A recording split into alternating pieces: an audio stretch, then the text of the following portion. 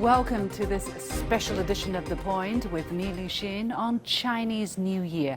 On this episode, we'll continue our chat about the Spring Festival and why it's so important, especially the Spring Festival Eve. I'm pleased to be joined with a strong lineup of guests for today's show. They are Jason LIGHTFOOT, a British YouTuber living in southwestern China's province of YIJUN, together with his wife Zhao. Also joining us is YIJUN, an English teacher at a middle school in Wuhan, and Liu Xiaoqian, a colleague of mine, joining us from San Francisco in the United States. Welcome to all of you. I'm really curious about Jason. Well, you must be homesick from time to time. I know the experience of expats' life in China, and sometimes, you know, it's natural that people are homesick. But let's come back to the year 2020, and it's time to reflect on the past year as well. It's been an extraordinary year for everybody, I'm sure. What is the most unforgettable experience for you, Jason and Zhao, being a YouTuber in China? Tell us one that impressed you the most. Well, I think maybe during lockdown time, Yeah, well, it's been a very strange year. It's been an unusual year in 2020. Actually, we had quite a strange lockdown because we were preparing for lockdown. It was around this time last year, second day of Chinese New Year in 2020, and we just we went to the supermarket and prepared food and stocked up food and there wasn't any food shortages in the supermarket or anything, and so we just began our lockdown. So let's get ready for the lockdown. Then. Yeah, and get ready. And then from nowhere, we had a freak snowstorm, and it had not snowed this bad in YIJUN province for around 20 years. And so it took out our utility pole that was on our streets, and so we had no internet during the lockdown. How did you do? Actually, we were more fortunate. Yeah, we were more fortunate than other places because some other places didn't have power. We didn't have power. And so we called up the internet company and asked them, can you come and fix our internet? Because obviously, how can you live in this day and age without internet?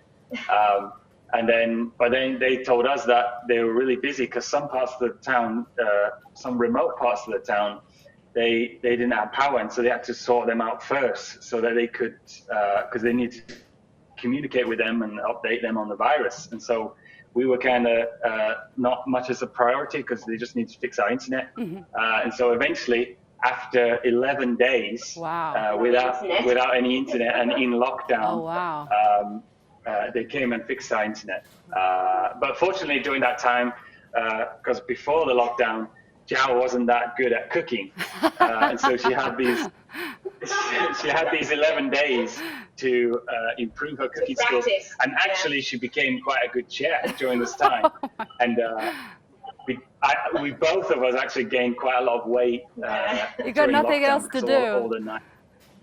Yeah, nothing else to do, and all the nice dishes that she learned how to cook during that time. I think a lot of people share that experience as well, right?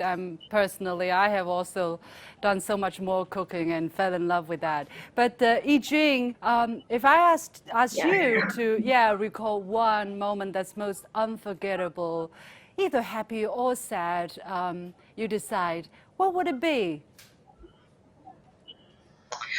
Well, actually, there are too many moments to recall. Unforgettable. But what comes to me first was the moment when the news said Wuhan got locked down. Many of my friends from all over the world, like Shanghai, Taiwan, and the US, and New Zealand, and even Thailand, they just send their concern to me to show that they are caring about me. I think that's really touching.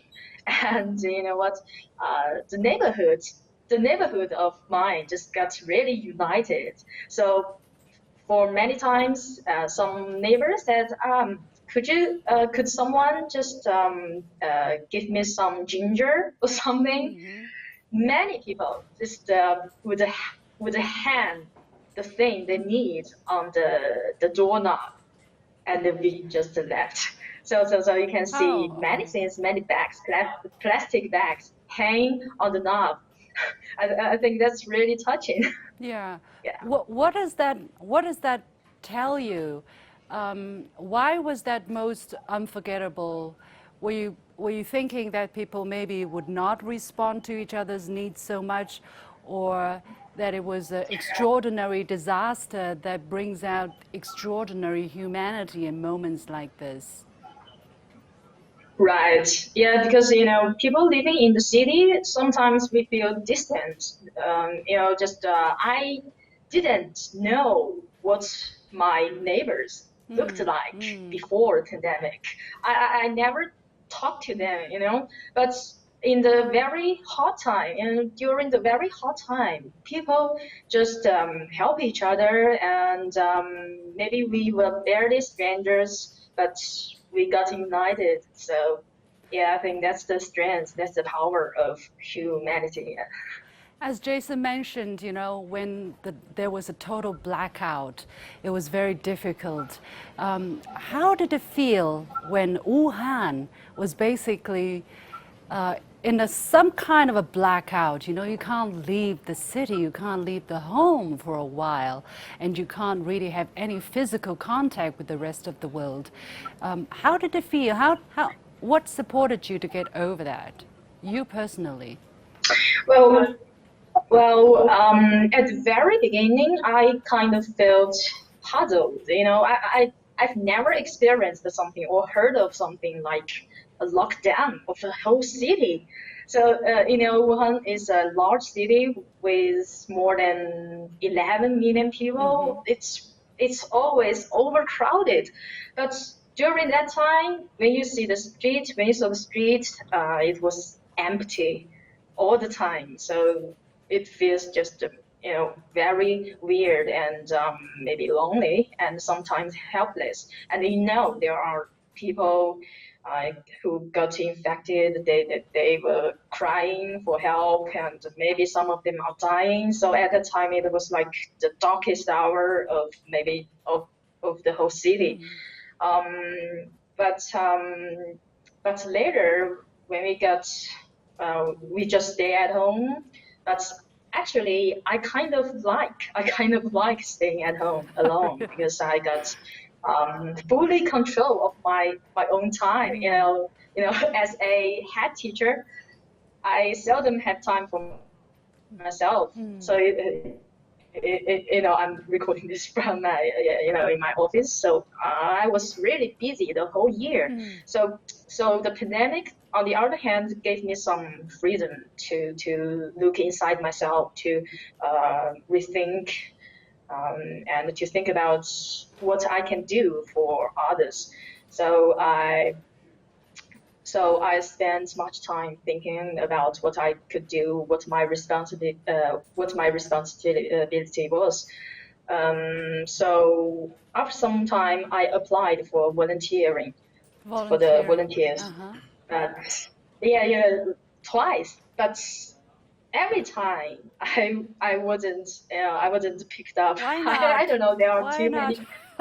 many people were applying for this. I think, well, that's the hope of our city, So I was kind of down, but I thought it was really great because our city, there were many people who wanted to do something for our city. Yeah. So after some time, when I look at the sceneries outside my window, I just said, it will pass. It will pass. It's just a matter of time. Yeah. I think it has. Finally make it. I think it has, right? More or less. The city is back to life and very vibrant. Really feeling so happy for the people of Wuhan and, of course, for Hubei as well. Let me move to XIOQIAN. It gets a bit heavy, but as you said, 24/7 open your shop and for the year 2020, it's been an extraordinarily busy one for the United States. I have seen you posting in your moments, you know, your travels, your interactions with the local people. You've had an extraordinary year. What was the most unforgettable moment for you, and what do you think of it? Yeah, I consider myself as a very talented cook. I cook a lot, and but in 2020, I lost lots of weight, and I had very few time cooking. So this is a very special case for me. I have to say, like 2020 was very crazy, a very crazy year for me. I've been working as a correspondent for the past 10 years, and lots of difficult, dangerous situation. For example, natural disasters, investigative reports on drugs and gun issues in Brazil. But not a single year is as crazy, as difficult as 2020. And I think there was like two ways? In what specific ways do you mean crazy? Sure. You mean busy, or the Sure. kind of I unexpectedness? think the first, yeah. I think the first reason is like reporting during the pandemic. It's a huge risk. I still remember my first post-COVID trip to Minneapolis, where the George Floyd the story happened, and we had to. Chicago at that time was under lockdown, so we had to take a car and drive like kind of 6 to 7 hours to Minneapolis. And as soon as we arrived in Minneapolis, there were lots of protests, and I still remember that when I arrived in the city, we check in the hotel, and you just feel so scared, just to touch everything inside the hotel, and you have to go to those places where the protest is happening, and like people wearing masks, people not wearing masks, and like during the pandemic, you have to stay at home, avoid lots of people. But our job is to put yourself in the very crowd, streets, and so I was quite nervous in the very beginning, but you just get used to it. But it's very tough. For example, we traveled to Rushmore Mountain, like Rapid City of South Dakota, to cover Trump's rallies in the Rushmore Mountain on the Independent Days of the United States. I still remember that we took a plane from Chicago to Denver to make a kind of a transit to the Rushmore, and the plane from Chicago to Denver is still so crowded, like you couldn't find a space to put your carry-on luggage. And you know why? That's because like in the United States, lots of airlines they reduce the flights, right? But also they put the flights very close to each other, so that they can save the money for the payment of their people. So like the plane would be like very close to each other, like all in 9 a.m. So the airport of Chicago, just there are lots of moments that's so crowded that during the pandemic, because everyone has to take the flight, which is very close to each other, and traveling is very difficult. And also, but I think the most difficult part is I have to say is the order attack from the U.S. government. I think this is very difficult for me because, like, as a correspondent, you got used to all this logistic problem, right? That it's not a very comfortable place. Normally, those places you have to. But during, I have to say, like, it started March last year, right? That every couple of weeks we got the news from the State Department saying that, oh, maybe you have to leave, there's something happening. So I think this part is very difficult for me. I think, for example, Jason, even he's a British living in China, that in China no one buys rice like 2 pounds, right? Normally you buy like you buy 20 pounds of rice. 10 kilo. And last year I went to a grocery store. buy like 1 kilo or 2 kilo of rice because I have no idea when I have to pack everything and had to leave. So I just keep buying rice of 1 kilo, 2 kilo. You know, there's I have a dog, so before I go to bed at night, I had no idea that maybe tomorrow I have to leave. This is, I think, something very difficult for me, not because that it has a big impact on our daily life, but also because I think for our job that we need time to have some schedule, like now next week we have to do some story, we need to make contacts. Like normally it takes time to make a plan for our work. Right. But in this situation, we have no idea when we have to leave. And lots of colleagues of mine that, that already left, have to leave the States. Yeah. But looking back, and I know you also have this book that just came out and you were very excited about, which became a bestseller instantly. That's called Sailing on the Earth. It's about your experience looking into the lives of drug dealers in Brazil, in some of the most dangerous places in that part of the world. What do you think it taught you, and what keeps you going? What keeps you going? Yeah, I feel quite lucky to have my book came out in 2020, which is a very good, very sweet memory for me in 2020. I'd always like adventures. I like going to those places that is difficult to reach, and like drugs and guns issues are always something like very important for Latin America because it gets lots of things involved. It's not only the drug or not only the gun. It has to do with the social security, so the books.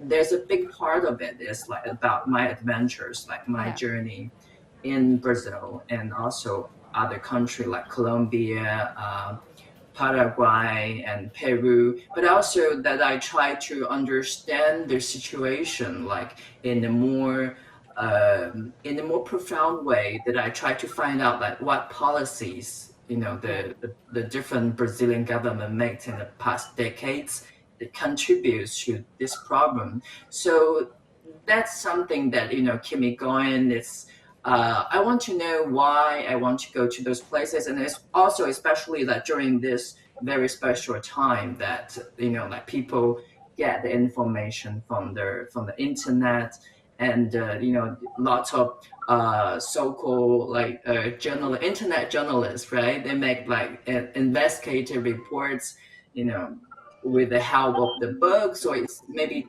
other reports that you read. So I feel like it's very important to be on the field to understand the things with my own eyes. And that's why, like in 2020, I traveled to 37 states in the United States because I want to see it. I want to be there.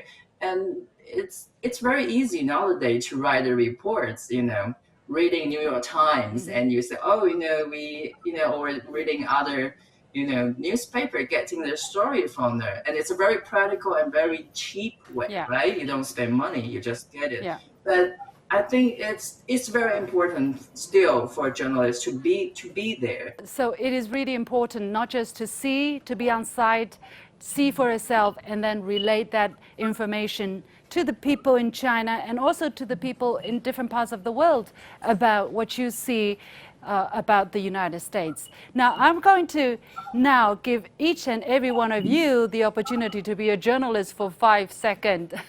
I'm going to allow you to ask a question to whoever on this panel you want to ask this question, and you can think of whatever you want to ask, or to me as well, if you wish. So Jason and Jiao, you would like to start? Any question?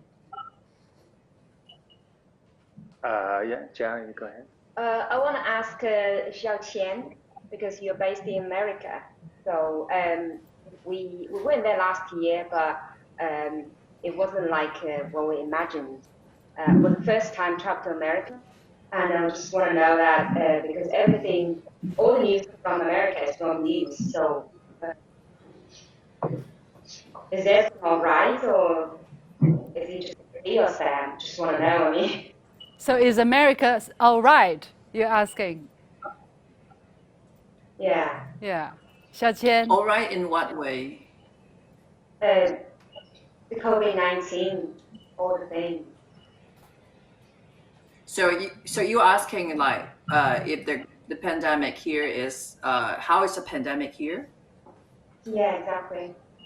Okay, okay, cool. I think the pandemic here in the United States is still very serious, but it took several months for the American to wear the mask, and now everyone is masked up, and now the problem is vaccine. I have like lots of American friends who got the vaccine, and but they're in their 30s, and I'm just very curious that I'm joking that are you hiding your real age, because according to CDC the older people can get the vaccine first, and then that he told me that the university that he is working, the clinic, they have some vaccine for the people, right? But the vaccine is only like a couple of days before being expired, so the clinic decided to get even young people the vaccine, and this is happening a lot in the United States, like so the vaccine is now a very complicated issues. Okay. Okay.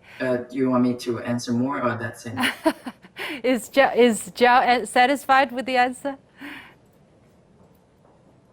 Yeah. Okay. Okay. Next question. YIJUN, you want to ask any of the panelists a question? So I have a question for Jason, because the reasons for me to making videos was that I want to keep track of my life arc, to keep track of what really happened in Wuhan. So what did you do during like last February, just the pandemic of Wuhan? What did you do, or what did you know about Wuhan during that time? Yeah, so I guess we were in lockdown during February time, January, February, and also we didn't have internet for quite a while, so we didn't actually know much what was going on really. But we did find out that Wuhan was completely locked down. They locked down an entire city with literally in a couple of days, yeah, and we heard that there was a lot of heroic people there on the ground doing lots of very admirable things, like the takeaway guys were sending food door to door because people couldn't even leave the houses, and things like that, and the doctors just working endlessly. They didn't have any shift. It was just day and night just to try and stop the spread of the virus and to try and treat everyone. Yeah, that's what we heard from in Guizhou. Yeah.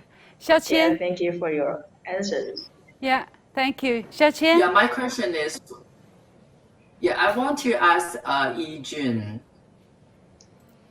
Yeah, so I think like with the Biden's administration, in White House, that the U.S. government is trying to do everything they can to control the pandemic, and we also we hope that the U.S.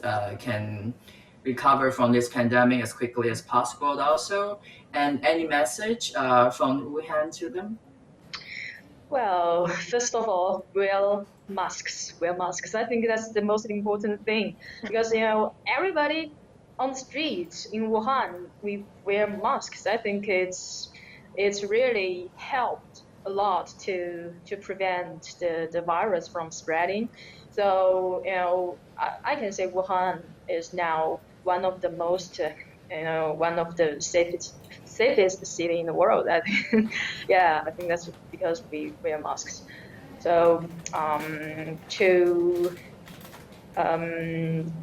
if we learn something from the whole pandemic things, I think one is we should unite together as one. Whatever method we want to take, we want to be reunited or united. So that's how we people fight against the virus. I think the enemy is the virus, not others. Absolutely. The enemy is the virus, not each other. With that, we come to the end of this special edition of The Point with me, Liu Xin. My guests have been Jason and Zhao from Guizhou, XIOQIAN from the United States, and YIJUN from the city of Wuhan. The Spring Festival spirit continues in China. Tune in again over the holiday season, where we'll bring you more insights from our guests from around China and the world. Stay with me on The Point.